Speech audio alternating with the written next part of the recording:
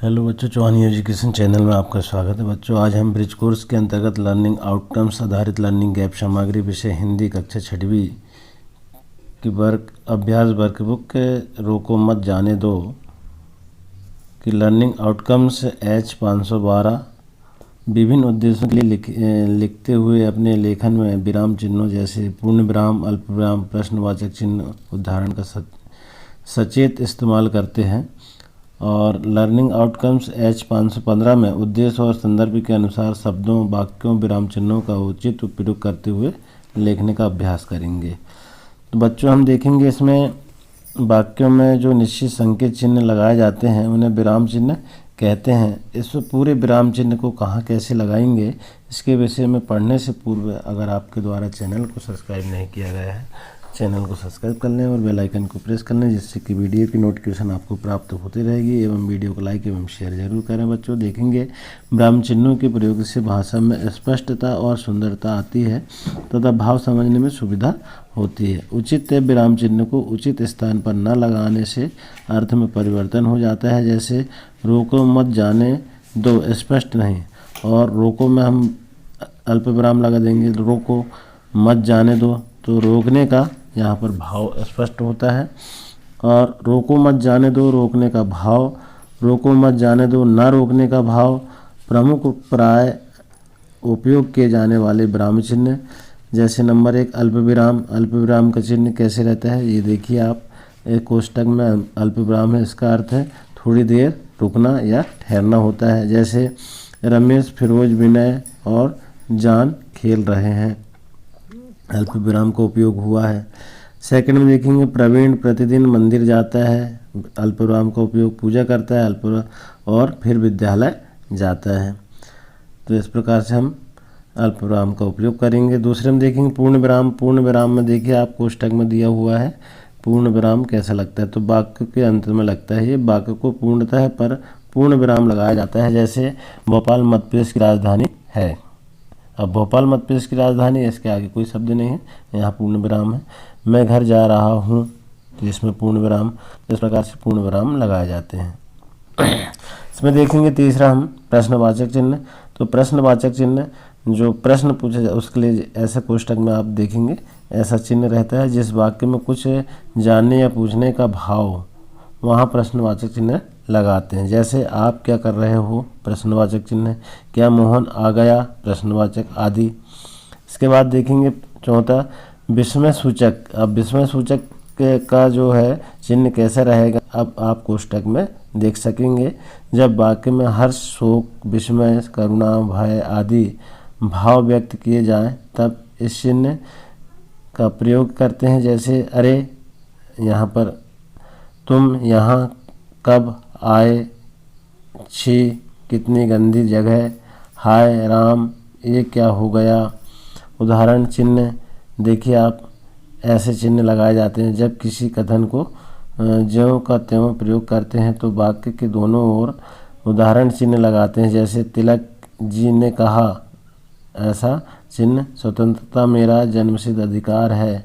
इस प्रकार से चिन्ह का प्रयोग करते हैं। अब इसके बाद देखेंगे हम योजक चिन्ह।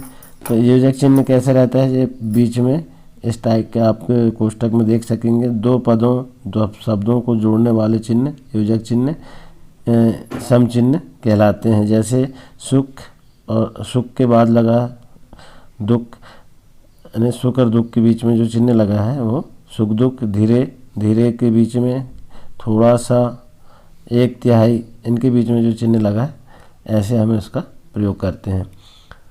तो शिक्षक बच्चों से अन्य विराम चिन्हों के बारे में जानकारी प्राप्त करने को कह सकते हैं। और इसके अंतर्गत हम देखेंगे पाठ्य सामग्री। तो पाठ 13 भारत रत्न भीमराव अंबेडकर। एक बार डॉक्टर अंबेडकर को मुंबई लौटते समय अपने मित्रों के साथ सतारा रोड स्टेशन जाना था। रास्ते में एक स्थान पर उन्होंने अपना तांगा रुकवाया। वे तांगे से नीचे उतरे तथा पैदल ही दूर तक एक स्थान पर गए। वहां जाकर वे भावविहाल अवस्था में खड़े रह गए और 10-12 मिनट मौन रहने के बाद उन्होंने अपने मित्र से कहा, यहाँ मेरी माता जी की अस्थियां रखी थी, उन्होंने हम भाई बहनों के लिए अपार कष्ट सहे हैं। मेरी माताजी और पिताजी यह देखने के लिए जीवित नहीं है कि मैं कितना पढ़ लिख गया हूँ। यह प्रसंग डॉक्टर अंबेडकर के हृदय की पीड़ा को बताता है। किसी ने सच ही कहा है कि महापुरुषों का अंतस्य कहाँ शांति पाता है। यह समझना आसान नहीं है, पर ये घटनाएं ही प्रश्न का उत्तर है। शिक्षक दिए गए गद्यांश को धारा प्रभाव पढ़कर सुनाएं, बच्चों को भी इसी तरह पढ़वाएं। शिक्षक बच्चों से पूछे कि इस गद्यांश में क्या त्रुटि है। शिक्षक इस गद्यांश में बिंदुओं द्वारा इंगित, ये बिंदु है, द्वारा इंगित जगह पर यथास्थल स्थान उचित विराम चिन्ह, पूर्ण विराम, अल्प विराम, प्रश्नवाचक चिन्ह और उदाहरण चिन्ह आदि लगाकर पुनः पढ़ें एवं अभ्यास पुस्तिका पर पुनः लिखवाएं। शिक्षक बच्चों को निम्नलिखित जानकारी उदाहरण सहित स्पष्ट करें। विराम चिन्ह का अर्थ है ठहराव, अपनी बात करने के लिए, उसे समझने के लिए, कभी किसी बात पर बल देने के लिए, आश्चर्य आदि भावों को बताने के लिए, कहीं अधिक तो कहीं कम समय को रुकता या अपने शब्दों या मुद्रा से भाव व्यक्त करता है। भाषा के लिखित रूप में उसका ठहराव या अभिव्यक्ति के लिए। इसके अंतर्गत हम अभ्यास 1 देखेंगे। यहाँ पर देखें बच्चों, हम निम्नलिखित वाक्य में उचित विराम लगाइए। देखिए आप, स्वामी विवेकानंद के बचपन का नाम नरेंद्र दत्त था। यहाँ पर था भरता, हमने पूर्ण विराम लगाया इस पर। इसके बाद देखिए, मेले में कौन सी दुकानें सजी थी। ये प्रश्न वाचक चिन्ह है, इसलिए प्रश्नवाचक चिन्ह लगा है। यहाँ पर वाह, आश्चर्य, वाह मतलब ये चिन्ह लगा है, आपने तो कमाल कर दिया, ये पूर्ण विराम, इस प्रकार चिन्ह लगा देंगे। और फिर इसके बाद दिनेश ने कहा, हम क्या कहा देखिए आप, हमारे जीवन में त्योहारों को बड़ा महत्व है, तो यहाँ ये चिन्ह दोनों तरफ लगा देंगे। इसके बाद देखेंगे विनीता रमा डैश डैश कामा वाले, तो विनीता कामा रामा कामा कृष्णा और प्रभा विद्यालय जा रही है, ये तीनों जो है पूर्ण वाक्य हो गया। इसके बाद देखेंगे सुख दुख हर्ष विषाद, यहाँ पर कौन सा चिन्ह लगा है, यहाँ ये चिन्ह जो है लगा हुआ अच्छी तरह सभी परिस्थितियों में समान रहना चाहिए। पूर्ण विराम और योजक चिन्ह यहाँ पर लगा है। इसके बाद हाय आश्चर्यचकित, ये क्या हो गया, प्रश्नवाचक चिन्ह। फिर अडवा रामचरित्र के रचिता तुलसीदास हैं, पूर्ण विराम। फिर तुम डालदार योजक चिन्ह, मैं पात पात योजक चिन्ह, और मैं सा का ये जो है कामा वाले चिन्ह विजयपुर में पढ़ता हूँ, पूर्ण विराम। अब इसके बाद देखेंगे अभ्यास 2। तो यहाँ पर क्या है, राजीव और सुमन अपने माता पिता के साथ मेला देखने जा रहे थे। मेला शहर के बड़े मैदान में लगा था। वहाँ खिलौने, मिठाइयाँ, फलों, चाट, पकोड़े और कपड़ों की दुकानें सजी थी। राजीव के पिताजी ने कहा, क्या तुम लोग झूला झूलना चाहते हो। राजीव और सुमन झूला झूल कर बोले, वाह कितना मज़ेदार था। उन्होंने मेले से तरह तरह की चीज़ें खरीदी। राजीव और सुमन अपनी अपनी पसंद के खिलौने पाकर प्रसन्न थे। उपयुक्त गद्यांश में उचित विराम चिन्ह लगाकर फिर से लिखिए। अब ये देखिए, हमने जो गद्यांश पढ़ा है उसको हम उसमें सही विराम चिन्ह नहीं लगा है, तो हम कैसे लगाएंगे देखिए आप। तो राजीव और सुमन माता पिता, देखिए आप विराम चिन्ह को ध्यान से देखेंगे, माता पिता के साथ मेला देखने जा रहे थे, पूर्ण विराम।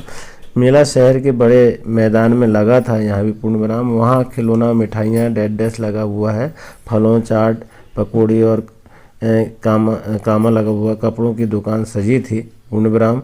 राजीव के पिताजी ने कहा, क्या कहा देखिए आप, तुम लोग झूला झूलना चाहते हो।